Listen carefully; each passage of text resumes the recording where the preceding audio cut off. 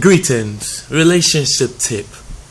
I know in relationships sometimes we could just gain or lose hope. For most of us, we try to hold on to some inkling of hope. We try to hold on that someday this relationship will get better. Someday that person has to change. Someday, after praying and fasting and just hoping and just loving this individual, we'll love them back into a place that they need to be in.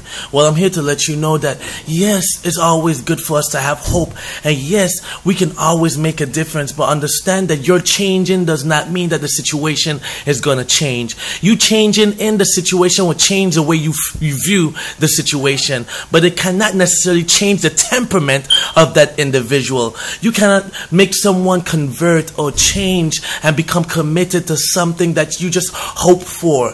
All you can do is control yourself. All you can do is hope for the best, but know that that person has to commit and change on their own. That person has to get sick and tired of that place. That person has to want to give in and to just excite and incite something within themselves to be the best that they can be in that relationship. Hallelujah. Relationship tip.